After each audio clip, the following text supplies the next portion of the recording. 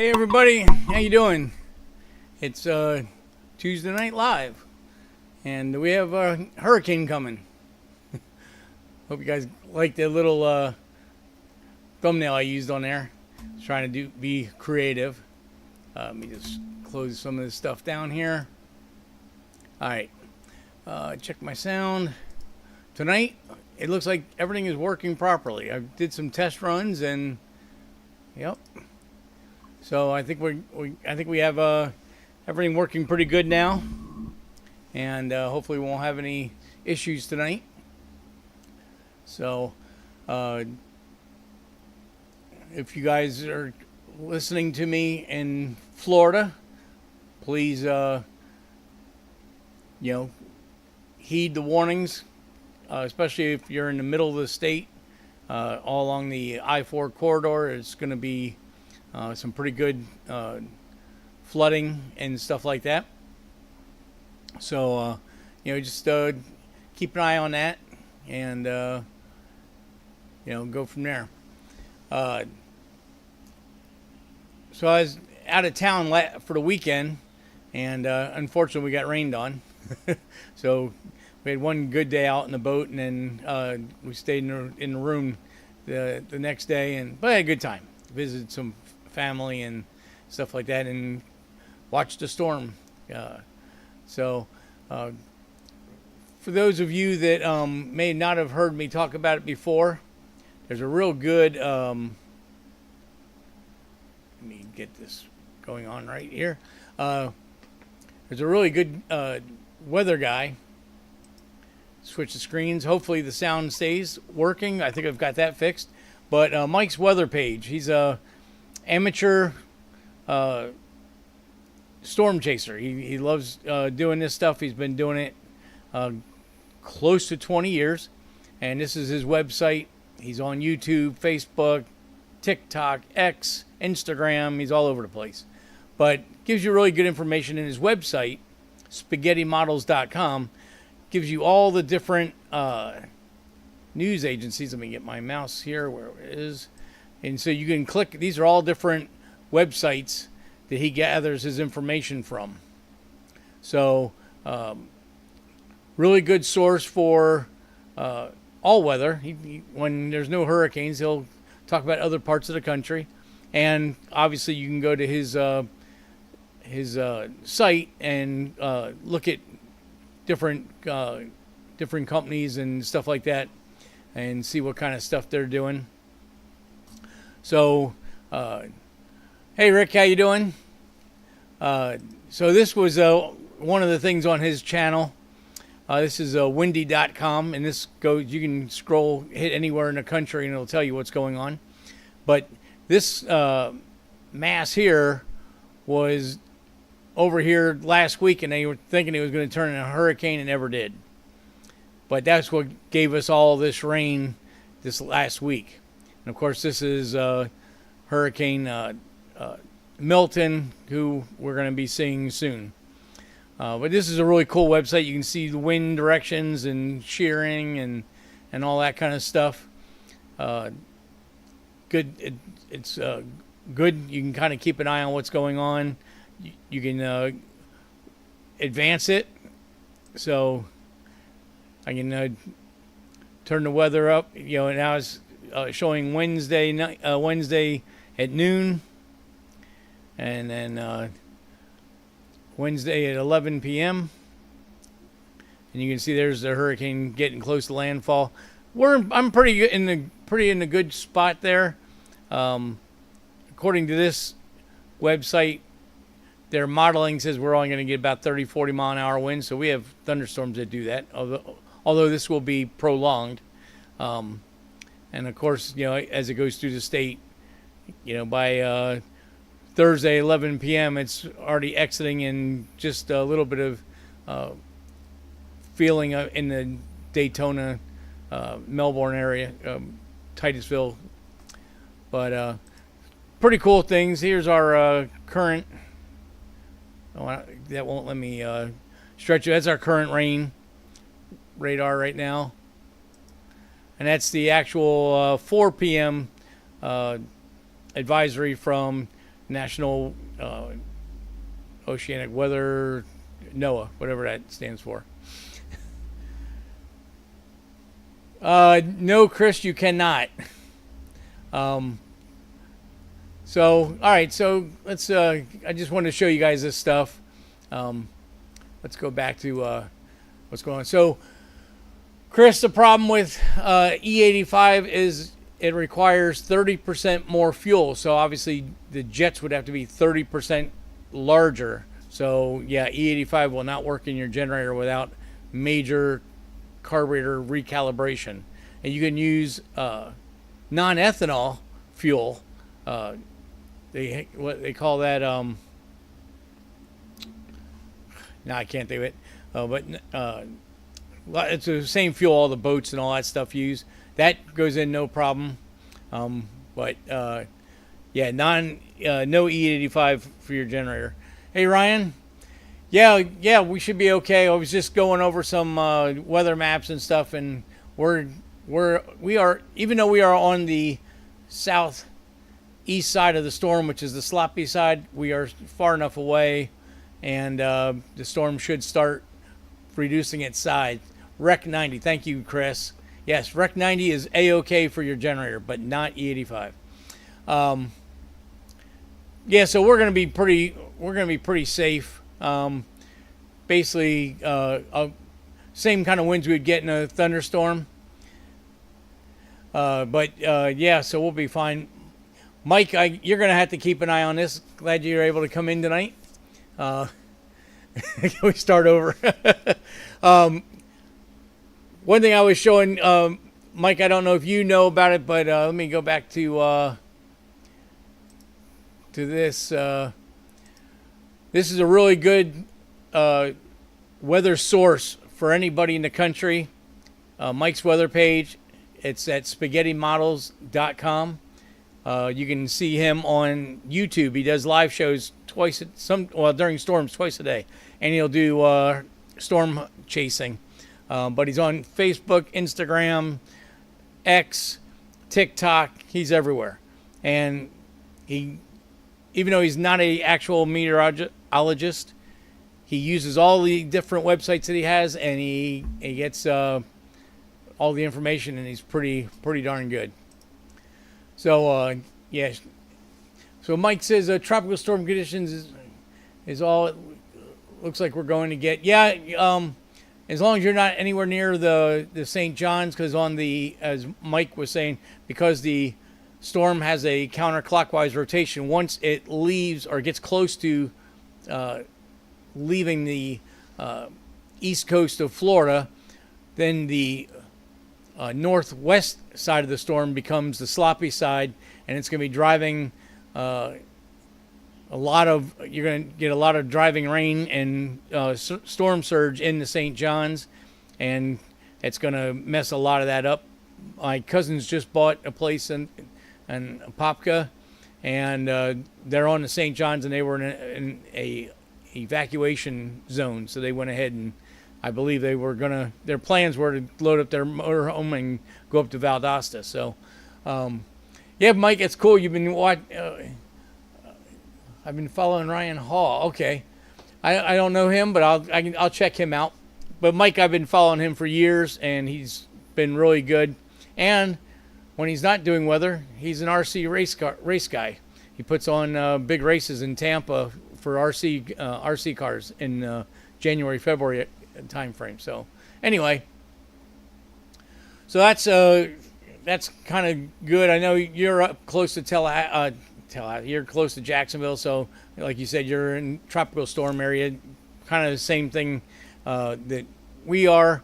And by the time it gets, their estimates are by the time it gets through to the Titusville, Daytona area, it should be a 1.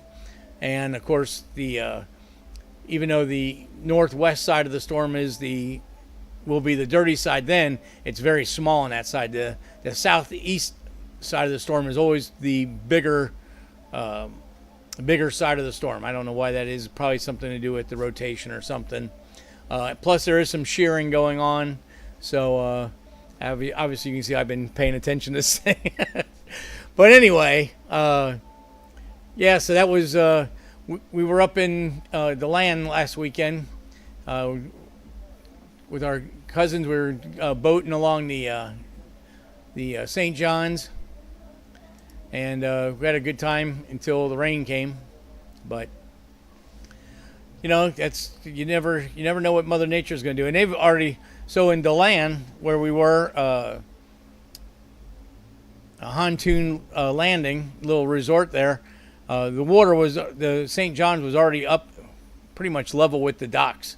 So I mean, with all the rain we've been getting, the water levels are already pretty high. So that Orlando and all that area along the St. John's, they're going to have to worry about flooding. It could get nasty for them.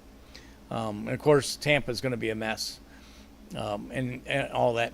I did talk to Leo, 4200 update. Talked to Leo and Terry, and they were prepping for the storm.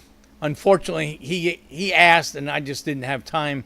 He wanted me to come over and get the car, but I'd prep and work to do here too, so I wasn't able to go get the car. But they were working on getting all their cars up on blocks as high as they could get them.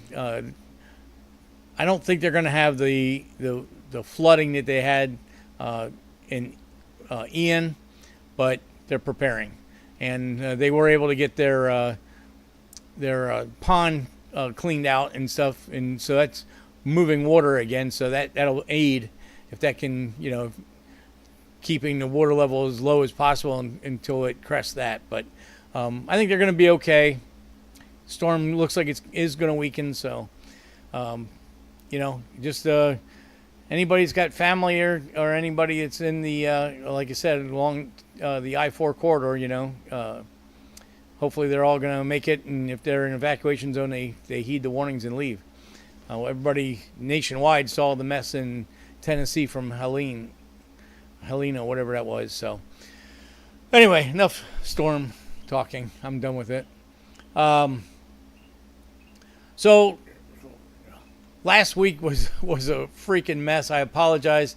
I was able to get out, but at least tonight we got the chats working, and everything's seems to be okay with this. Mike says we are near Black Creek, which does connect with the St. John's, but we are in a high area. If it does get deep, the Suburban's on 35s now. Yeah, because you made that an off-road, like a recon type vehicle. So yeah, you'll be fine. You see these people with their houses flooding, and it just rips your heart out. I couldn't have fathomed that. Luckily we don't have mountains here, so we don't have the mudslides and the water going downhill, gaining as it goes down, washing people away like it did in western North Carolina and eastern Tennessee. Seen pictures of got people's shops, just walls busted out and everything that was in it gone. They don't even know where all the stuff went, including cars and everything, tools, whatever. Just everything just went downstream somewhere. So very, very crazy. But yeah, so I was working very diligently on on Dave and Kim's Chevelle. I'm so close to having that thing run. Just ran into a couple little headaches, and of course, as you get closer to finishing a project, there's always little tidbits that have to be addressed and take longer than you plan. So it's it's close. So man, it's so close. But I have Smurf in the shop now, and I got to rewire the Smurf and do some chassis setup work on that, and we're trying to test next week. So I had to put the Chevelle back on hold, unfortunately, but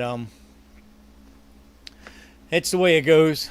And so I got all the parts for going back to Leo's car. I've got all the parts for the turbo. So as soon as I get a chance, I'm going to fab up the the turbine housing and wastegate so we can get that working, and then get that back on the car, and then we can get back to the track because we're getting close to good turbo racing weather. So that'll be all happening in the next month or so.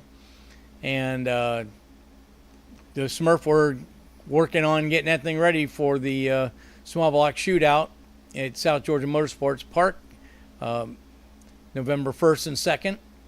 So if anybody's up in that area, be a good grudge race. The year-end finale is always a big deal. He's got a big money, anything on 28s and a 484. I don't remember what the exact thing is, but Ultimate 484, I think it's called. So, that's all your big block nitrous cars with small block turbo mixed in, and that'll be a good race to watch. And then, of course, the small block shootout. So, if you're in the area, that'd be cool. But so getting those things done. So let me go over some stuff with the some of the pictures I took while I was trying to get the Chevelle running.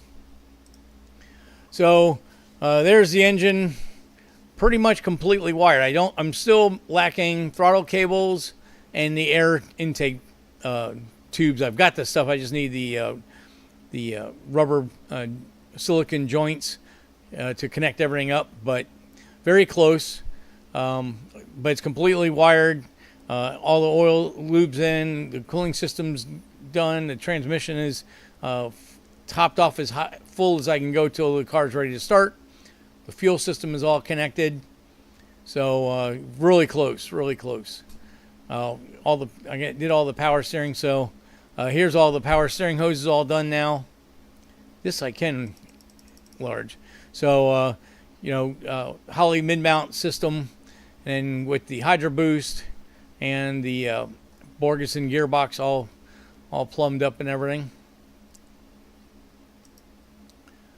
And there's the passenger side. You can see the dipsticks in, fuel lines, AC hoses are connected. I did mess up. I need to redo one heater line because I didn't pay attention to how I had the orientation of the AC hoses. I think it's in the next picture. No, I thought I had these in pretty good order, but there. So there's the bulkhead that the lines go through, and I accidentally switched one. So it was actually an AC line on the other side, so it needs to go here, and the line is now short. So I got to chop that hose and redo that. Here's the master with the Hydro Boost and all the stainless lines going back there. And what I did was I flipped the Hydro Boost so all the lines go out the bottom. So again, we're trying to make this thing to where you see minimal amount of wiring. Of course, from our cooling system issues, use the Gates heat shrink connectors on all the hoses. Thanks, Ryan. Yeah, I'm try to make them clean. There's the fan shroud like we showed, and there's probably never saw this in the picture before, but this is a upper core support cover that I made. I just have to finish the opening here, and then that's going to go out and get repolished, and then that goes on. So it should be really clean. Now, I was going through the wiring system, so most of the wiring is done. So like I got headlights, taillights, turn signals, high and low beam lights, courtesy lights. I've got the BIM for the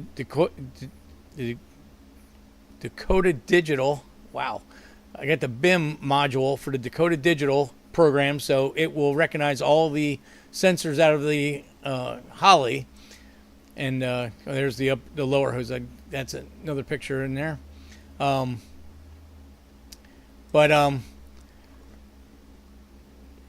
I'll show you that in a second. I wasn't sure which way the slides were going. I don't know if we've talked about this before, but we put high-low beams in the outside, and use the the high beam headlight placement for a velocity stack, and that will get an elbow with an air cleaner and then an elbow into the throttle bodies. So that'll be matching and be symmetrical on both sides. We got halo in the headlight that's going to be for daylight running lights. But I thought about it and I said, you know what? It'd be really cool. We put a light under the intake manifold. I think with the manifold being semi-polished, I thought it would pop out really good. Rick's looks awesome. Do the multiple loops in the brake lines below the master serve a purpose. I do it a lot of times just because the OEs do it. But what it does do, there is a function of it. If you had to take the master cylinder loose, like on this car, the master cylinder sits a little tilted.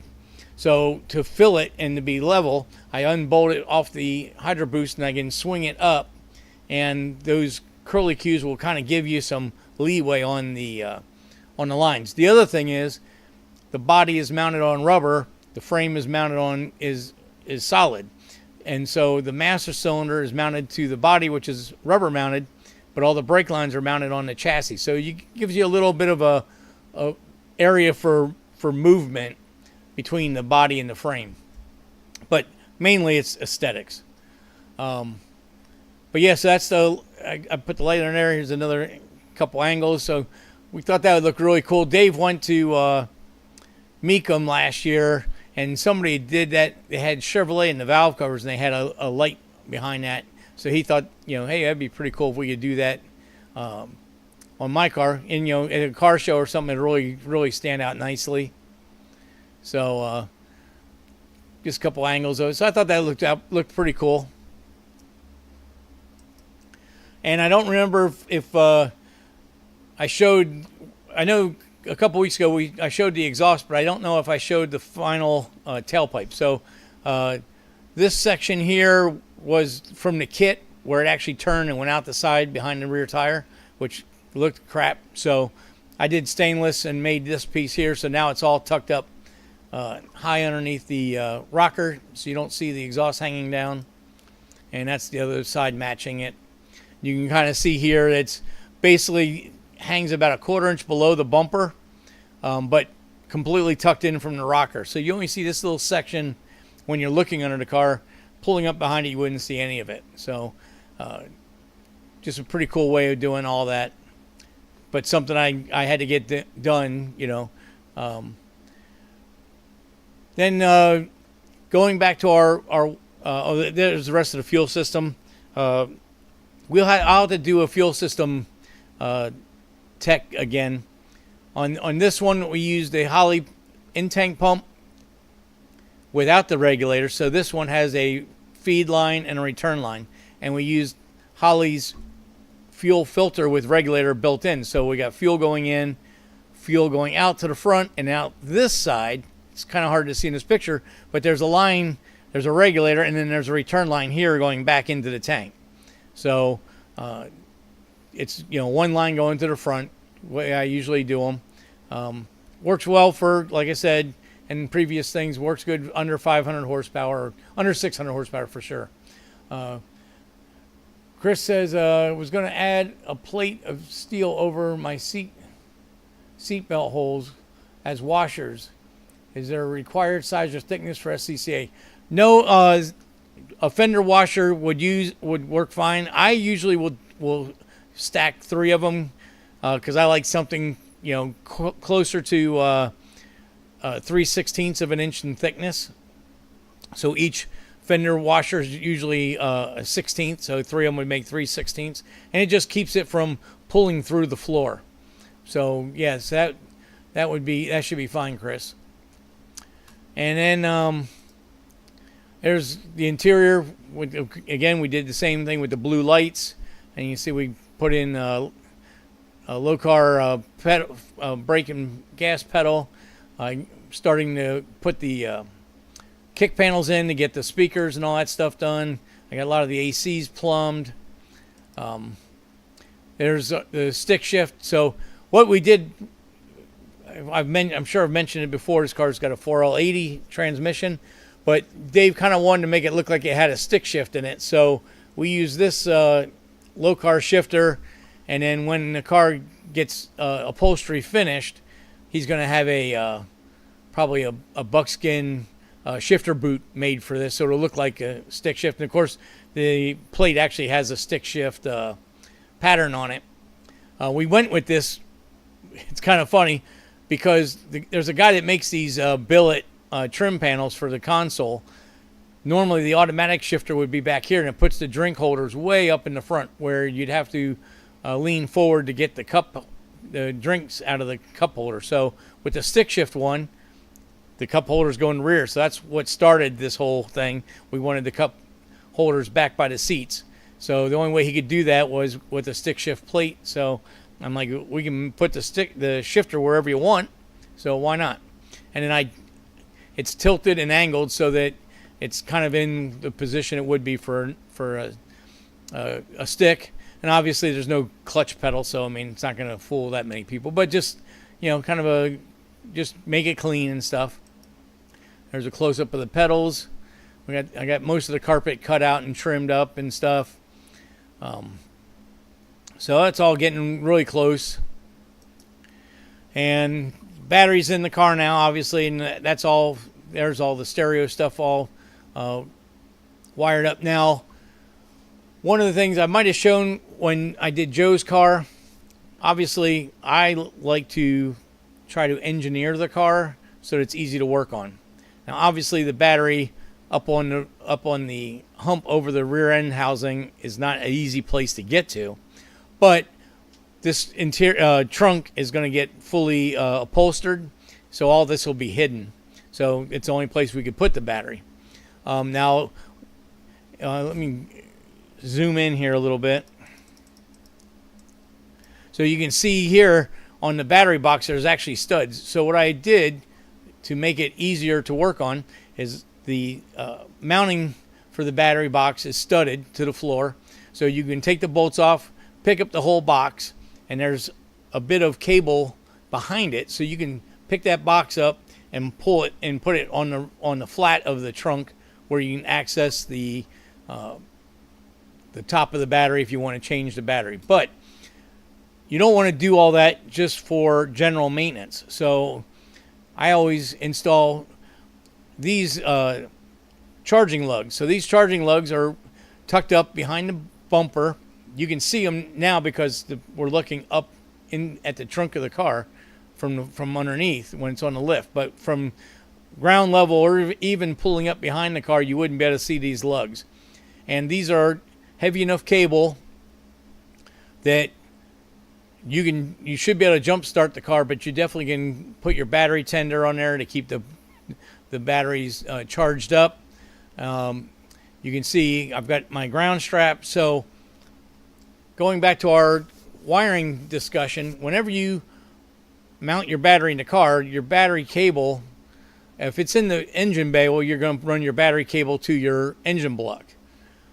But you have to remember that you have to run grounds from the engine block to the body and to the frame if you have other components tied into those places. So on a rear mount battery, I always mount it to the frame because the frame is thick metal and it's a very good solid ground. It would a normal frame like this would equate to a 1/0 length of cable. So even though I only have a 1 gauge going to the frame and then a 1 gauge from the frame back to the engine block, it's going to have the same current capabilities of a 1/0 because the 1 gauge is very short lengths and the frame is very thick. So that works very, very well. But you have to remember your ground. So here's a ground from the frame to the body by the right rear mount. There's one for the left rear mount. So what I did was I actually put a ground strap to all 4 corners of the car, because, you know, replacing all this steel in there, or even if it was all factory, the sheet metal is all spot welded together. So you want to make sure you have a good solid ground to everything. So putting more grounds on than are necessary doesn't hurt a thing. Hey Cole, how you doing? So there's this is the left front under the driver's feet, again from the frame back up to the body, right next to the body mount. And then here's the passenger side, and you can see this is the body mount. So the battery cable goes through the inside of the car, through a firewall bulkhead, and then comes out the body mount piece, and then goes over to the starter. So again, we just tied that another ground there. Got our AC drains in. There's our single fuel line to the front, and of course I wrap everything with thick clear vinyl so it doesn't have any vibration, because I ran the fuel line through the frame in the front half just like factory. And then of course now the engine needs to be grounded also, because you got grounds from the frame to the body. So now anything that's grounded to the body is got grounding, but you also need to have the engine block needs to be grounded, because your coils are going to try to fire the spark plugs. Well, they send voltage to the closest ground. So obviously, if you got good grounds to the block and then the coils are grounded to the heads, you're going to have really good spark output. So I do it on both sides of the motor. Again, overkill, but 1 gauge cable from the engine block motor mount. You can kind of see that it's not a really great picture. Here's a little bit better picture, and goes down to the frame mount, and I have it on the other side also. So got all that done. I had to run transmission lines. I use AN stuff for all this stuff, so I always make these little brackets. So this is a little piece of aluminum angle, goes to the bell housing bolt, and then rubber lined adels to keep the line separated, and going around the bell housing up the side just keeps it all nice and tidy. And on the front of the block, another aluminum bracket. I got my training lines up here. This is a 6 gauge wire coming from the alternator. The alternator is on the driver's side, and it goes around back to the starter for a junction point. And this is another 6 gauge coming from the starter going to the cooling fans. And there's the wire going across. And again, I just make these little brackets and stuff. That way everything's tied up. Nothing's going to be moving around. You can just cable tie stuff, but when I'm doing a job for a customer, I try to make it as professional as possible. Us guys that build stuff at home in our own shops and stuff like that, we're not GM. We can't have somebody just go and punch out custom tabs to mount all this stuff. So just use some scrap and just kind of get creative with it. But it works out real nice. It makes everything nice and clean. And then this is the shroud. I showed pictures of it. Thanks, Chris. I showed pictures this last week. They were in this slide, so I just kind of figured we'd go over them again now that we got the chat open. But I measure the frame, the core of the radiator, and then break 60 thousandths aluminum to fit that, and has a 3/4 inch gap between the fan, the backing of the shroud, and the fan blades. This outer line I would trace out from the fans. Then I use fine line tape, and then the inside marker is my cut line. That way we got good surface area for the fans to attach. And I cut them out. You can kind of see notching, but there's the step above and the header panel on the core support where I can mount this. And then I put an end cap on there and use door edge molding so that the aluminum isn't rubbing against the core of the radiator, because these Griffin radiators are very expensive. I just use some aircraft rivets to pop in there, and of course all stainless hardware like I always do. And so there's that's actually before it's cut. You can kind of see the fine line tape under there, and then that's with it all done. Mount my two 40 amp relays with 40 amp fuses, and then this will be a junction here where that 6-gauge wire from the starter comes to it. I've overkilled the wiring on the cooling fans because I want the fans to run at 100% operational efficiency. If you use small wire, the fans will run, but they won't run at 100%, and you'll lose some velocity, and they may not cool as well. So I always try to overkill all that stuff. And of course, once this is all in the car, this will all get loomed up and real nice. From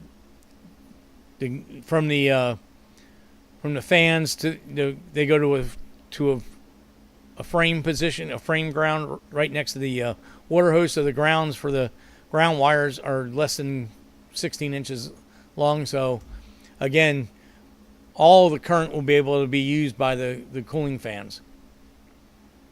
And you can actually, if you ever have a car that's wired up with real thin wires going to the fan, and you rewire it with heavy amp relays and heavy amp battery cable, you can actually hear the difference from before and after. It's pretty cool. So that was kind of where I'm at with the Chevelle. Like I said, I mean, I've done a system test on everything. The only thing that is not done yet is the dash cluster is not installed. And I, as I said, I had to get that water hose that I messed up on and get that fixed, and then I'll have the cooling system filled, and then we'll get this thing running. So as soon as I get the Papa Smurf rewired, then we'll get back on the Chevelle. And I mean, I could have fired the car without getting all this little things done, but the whole thing is when the car is started and running, it's going back to the paint shop to get all the final paint work done. They got to cut and buff it, and they have some other things they got to take care of. To me, I want the car completely drivable. I don't want to give them the car with any issues or, oh, you watch this or watch that. I want the car completely done so that they can just drive it normally and everything will be good. So that way, once the car comes back from them, we're going to do final tuning, and the car will be finished. So that'll be another week or two, but we'll get that thing going. And the other thing I wanted to show you guys I was so flustered last week with the show, and I apologize about that. But when the chat wasn't working, and I wasn't sure if you guys could hear me, if the picture was going out, I got crazy. So when I was doing my tech tips about the hydraulic ram, and I don't know if anybody had any questions about that, but I wanted to show, when we were going through the pictures, I had thought that I had put the seal on backwards. Or not the seal on backwards, but I put the stack backwards. So here's the picture I was showing. So there's the seal, and the lip goes down because the hydraulic pressure pushes the ram out. And I had thought for a second that this brass washer should have been below the seal, holding the snap ring in. And my neighbor called me Wednesday morning, and we talked first thing in the morning. He's like, dude, you were right. You weren't wrong. Don't take the ram back apart. And he was right. I just looked at the picture and just second guessed myself and thought I did it wrong. But here's a picture with the old seal, and you can clearly see that make it larger. There's a little snap ring that holds the seal in place. It's hard to tell, but right there is the brass washer. And what the brass washer is there for is these two brass pieces are fillers. So this ram could be used in different applications. So they use fillers so that they can use one machine operation and use it for multiple things. So these are floating, and they're two halves. They're two 180 circles. So you wouldn't want your seal riding against them because it would move around and damage the seal. So that's why that brass washer is in between the seal and the spacers. So I did put it together right, and I just got crazy and assumed that I did it wrong. And you can see the difference here. Now that we get these two pictures back to back, how flat this seal is, the lip is on this seal. And if we go back to the second one, you can see how much that sticks out. That's what happens as the seals get old. This ram is probably, it's got to be over 20 years old. I bought this when I first started doing roll cages. So this ram, first of all, was built a ton of cars, but over the years the seals get tired and start leaking, so I had to rebuild the ram so that we can use it for the Vet Hawk project, because that's where I'm about ready to start bending up some roll cage for that. And man, I don't have the roll cage tubing yet because I cannot believe how much steel roll bar DOM and chrome moly prices have increased since the last time I bought tubing. So I need 5 sticks, 24-foot sticks of inch and 3/4 roll bar tubing, so I can build an SCCA road course NASCAR style cage for the Vet Hawk.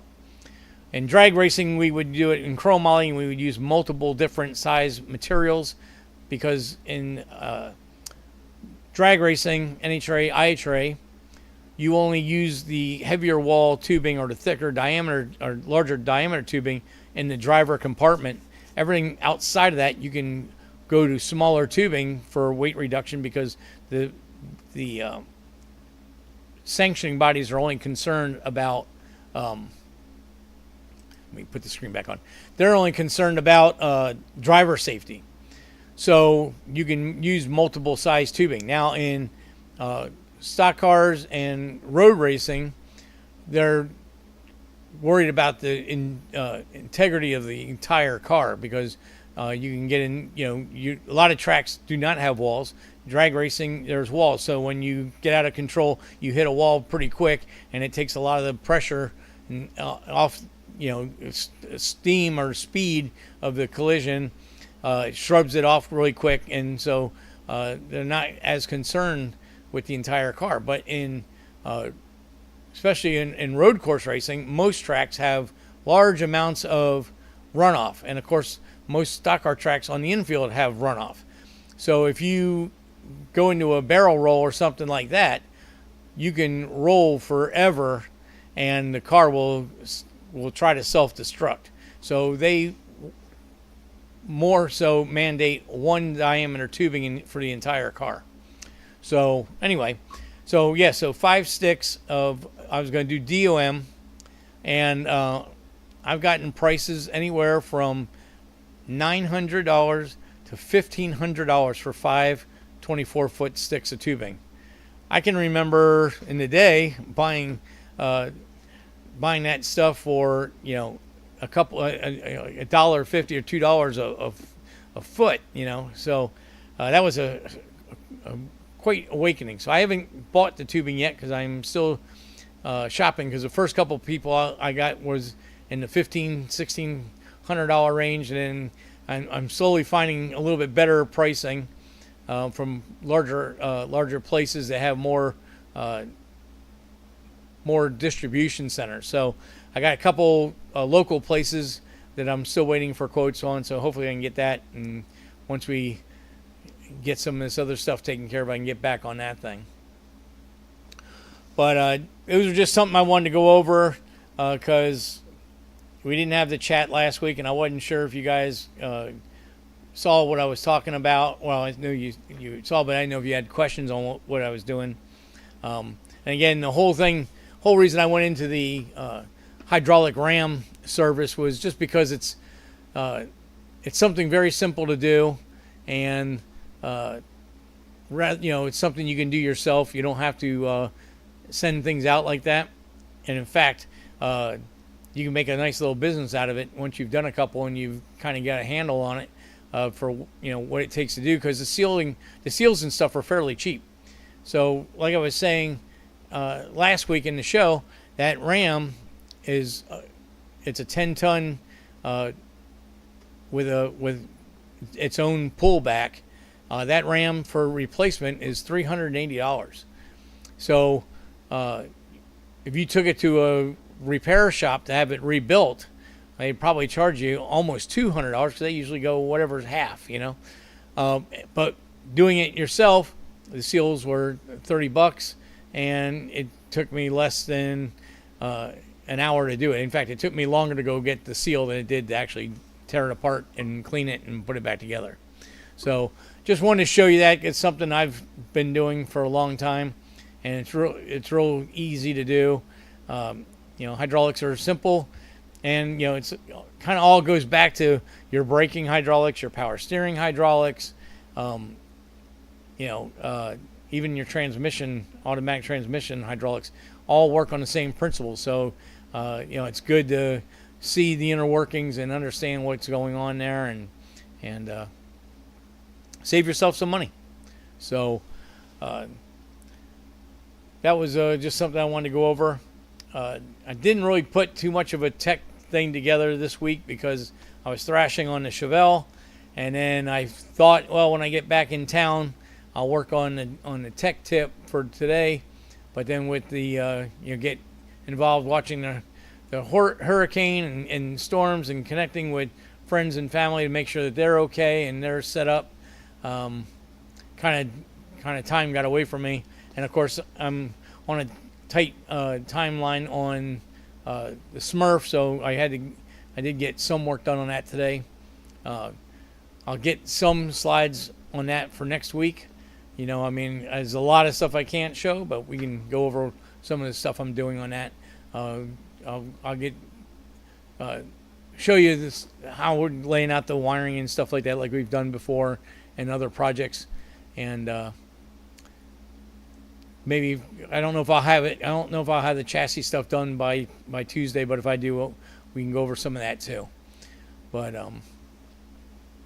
that's kind of what's going on right now.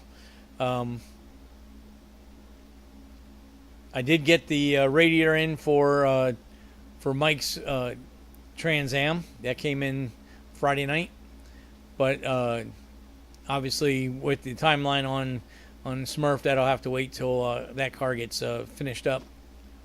And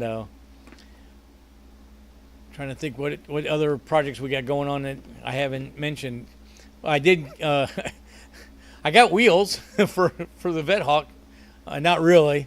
I saw a FedEx truck pull in, and he's unloading multiple things. And I saw in my email that something was coming with four packages, 404, and I wasn't sure what. I didn't recognize the shipping name. Come to find out, CCW Wheels is owned by MW Company, which owns Weld Wheels and Ford Star and CCW and a couple other wheel companies. So I'm like, I can't believe I got these wheels. They were telling me they were going to be 5 to 6 weeks to build because they're custom offsets and stuff like that.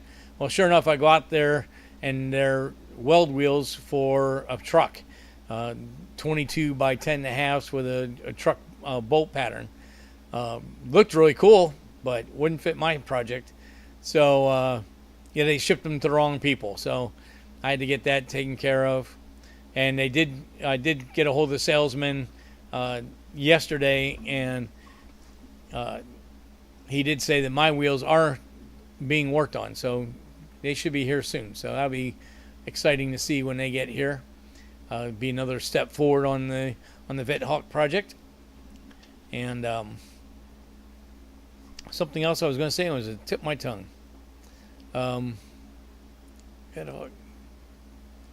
Well, of course, we got Dick's Grand National. Got to get back on that, and sometime in the near future, I get Joe's car back back in the shop. The Camaro's got a little coolant leak I got to look at, and I get the parts to hook up the e-brakes.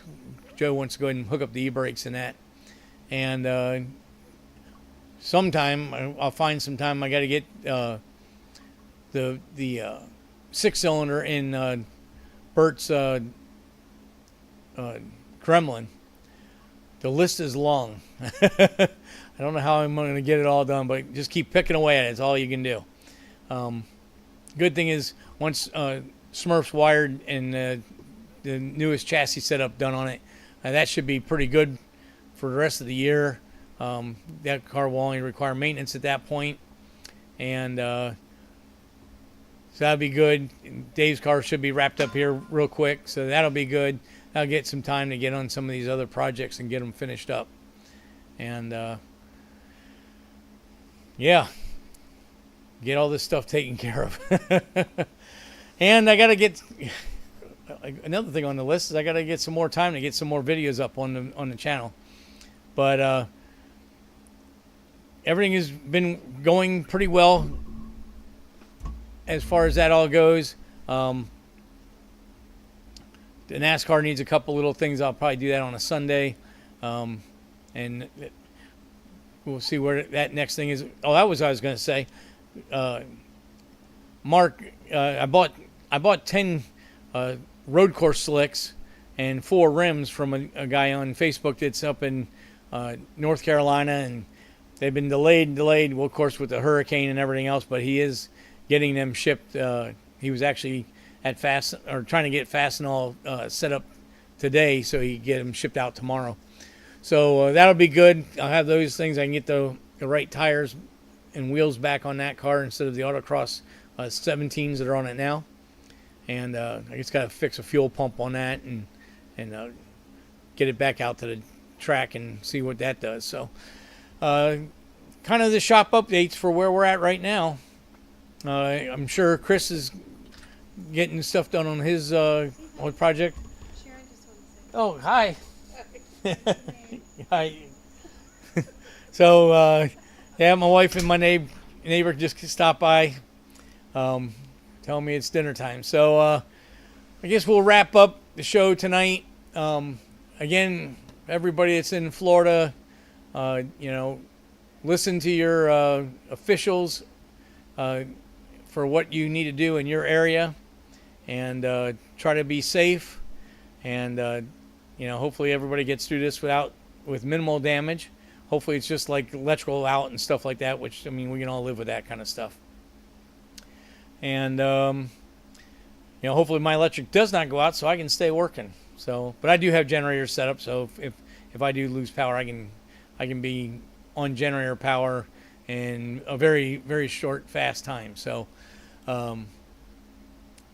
yeah, so that's about it. We'll go over everything next week, see what everybody's got going on, and we'll give it another try next week. I hope to have a little bit more tech stuff on for wiring, because since I'll be doing the wiring on the Papa Smurf, I'll probably have some more stuff that I'll show for the wiring, and that's it. So again, everybody have a good week and safe week, and hit the like button, subscribe, hit the bell, all the happy stuff, and we'll see everybody next week. Get this going here. See y'all later. See ya.